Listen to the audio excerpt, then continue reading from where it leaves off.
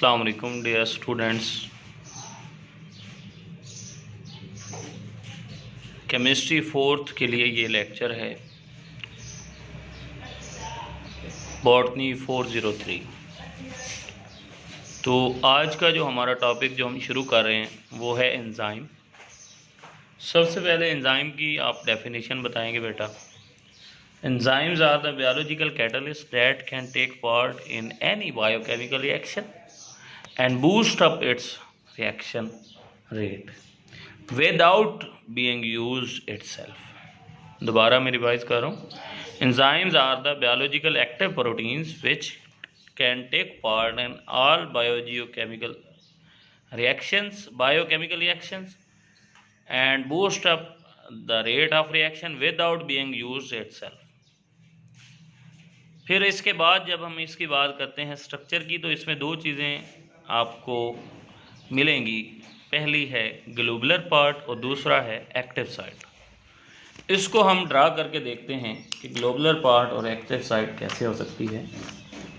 तो ये इसमें एंजाइम का जो है,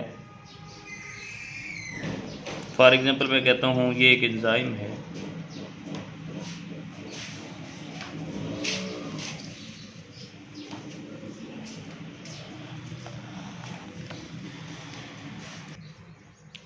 तो ये है, अब एक एंजाइम है, इसमें ये जो पोर्शन है इसका, ये वाला पोर्शन कहलाता है ग्लोबुलर पार्ट।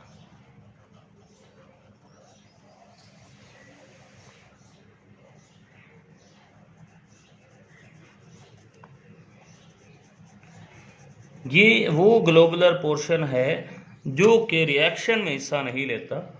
इसको हम इनएक्टिव पोर्शन भी कहते हैं।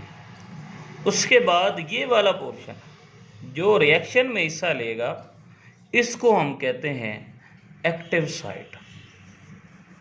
Active site. अब यहाँ पे आप एक्टिव साइट की डेफिनेशन भी कर सकते हैं।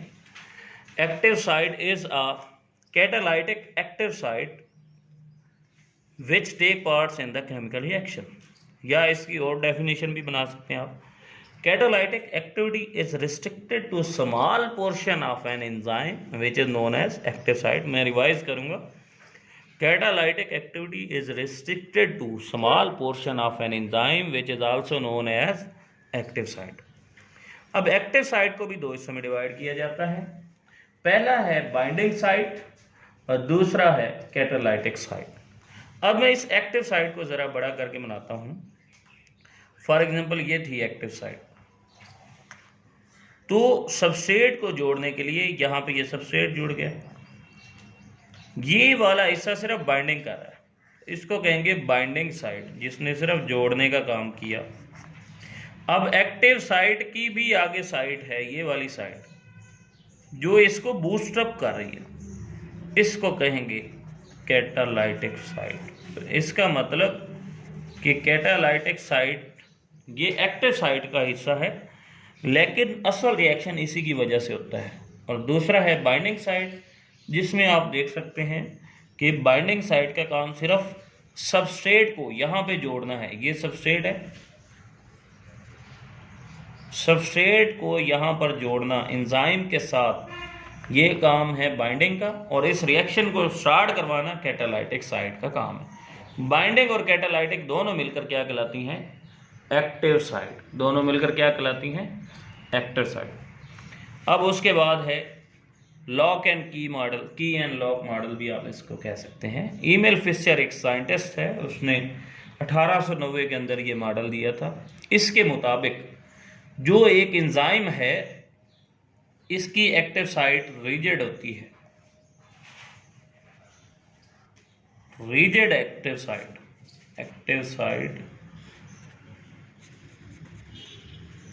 रिजिड, ये अपनी स्ट्रक्चर कभी भी चेंज नहीं कर सकती। कभी भी ये अपनी स्ट्रक्चर चेंज नहीं कर सकती।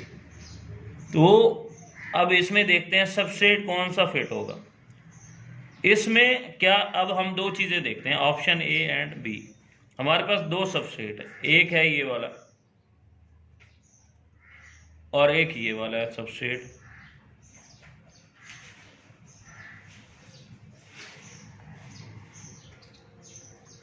तो अब इसमें देखें कौन सा जो है सबस्ट्रेट है वो फिट हो सकता है। सिंपल सी बात है, ऑप्शन बी।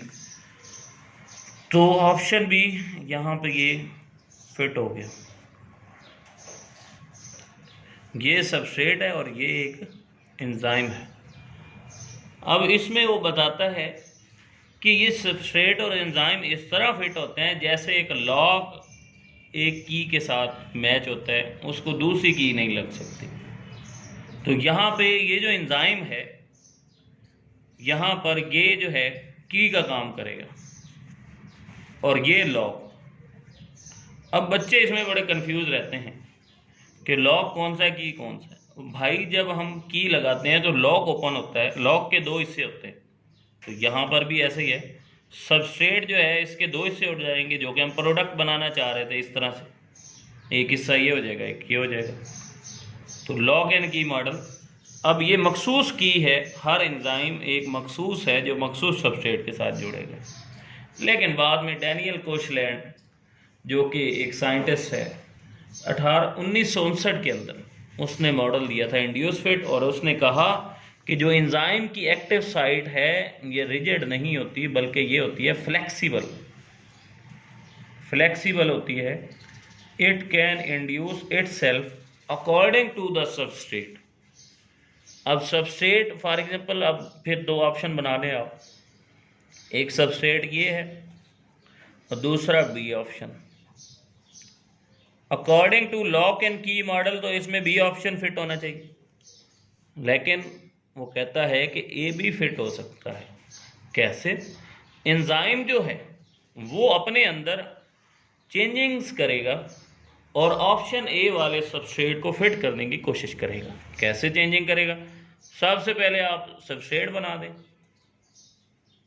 अब इसकी एक्टिव साइड इसके गिर्द बना दें, तो ये जनाब एंजाइम फिट हो गया इस सबस्ट्रेट के अंदर। यहाँ पर जो है एक्टिव साइड ने अपने आप को इंड्यूस करवा दिया सबस्ट्रेट के मुताबिक। ये है इंड्यूस फिट मॉडल। उसके बाद है कोफैक्टर क्या है। अब बाज़ औक़ात ये एंजाइम जो हैं वो अकेले काम नहीं कर सकते, इनको काम करने के लिए कुछ नॉन प्रोटीन पोर्शन की ज़रूरत होती है जिनको हम कहते हैं कोफैक्टर्स। कोफैक्टर्स को कैसे आप बना सकते हैं? ये फॉर एग्जांपल एक एंजाइम है, इस तरह से ये एंजाइम है, यहाँ पे ये सबस्ट्रेट जुड़ गया,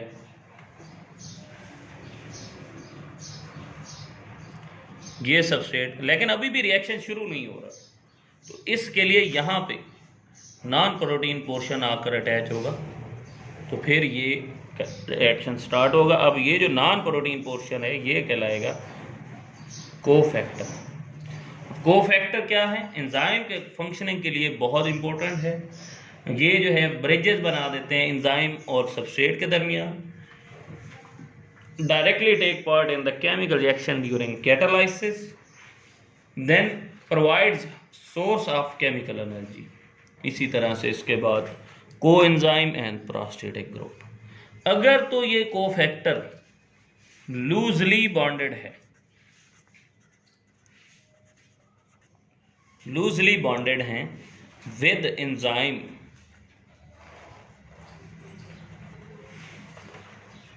then these are known as coenzyme. मिसाल बना लेते हैं इधर, ये एंजाइम है फॉर एग्जांपल, यहाँ पे ये सबस्ट्रेट है, यहाँ पे ये जो है कोफैक्टर, ये इसका लूज बॉन्ड बना देते हैं। अब ये कहलाएगा कोएंजाइम। और अगर यही स्ट्रॉन्ग बॉन्ड बना दे, ये इस तरह से, ये स्ट्रॉन्ग बॉन्ड बन गया, ये एंजाइम आ गया, उसके बाद ये सबस्ट्रेट आ गया, अब ये कहलाएगा prostatic group. If cofactor is covalently bonded with the enzyme, then this cofactor is known as prostatic group. उसके बाद नेक्स्ट है apo enzyme and holo enzyme. अगर तो हम बात करें जस्ट एंजाइम की जिसमें कोई चीज़ अटैच ना हो, फॉर एग्जांपल ये एक नॉर्मल एंजाइम है और ये अकेले सबस्ट्रेट को कन्वर्ट कर सकता है प्रोडक्ट में, तो इसे कहेंगे एपो एंजाइम। और अगर एपो एंजाइम के साथ बाकी चीज़ें भी अटैच हो जाएं, वो एक्टिवेटर हो सकता है, को एंजाइम हो सकता है, वो प्रोस्टेटिक ग्रुप हो सकता है, ये सारी चीज़ें जब इसके साथ अटैच होंगी तो फिर इसे कहेंगे holo enzyme. An enzyme which is only consist of protein portion is known as apoenzyme, while when it is consisted of non-protein portion and its cofactor coenzyme, then this is known as holoenzyme. Mostly this is active enzyme and this is inactive enzyme. We can differentiate between apoenzyme and holoenzyme. Then coming towards the intracellular and extracellular enzyme, तो ये इसकी types हैं कि वो enzyme जो cell के अंदर काम करते हैं वो इंट्रासेलुलर कहलाते हैं, जो सेल के बाहर काम करते हैं वो एक्स्ट्रा सेलुलर कहलाते हैं। देन एलोस्टेरिक साइट, कुछ एंजाइम के अंदर जो है, फॉर एग्जांपल ये एक एंजाइम है, इसमें साइड पे ये इसकी एक्टिव साइट है, यहाँ पे ये साइट बनी होती, इसको कहते हैं एलोस्टेरिक साइट। इसके ऊपर इफेक्टर अटैच होता है तब ये रिएक्शन हो पाता है।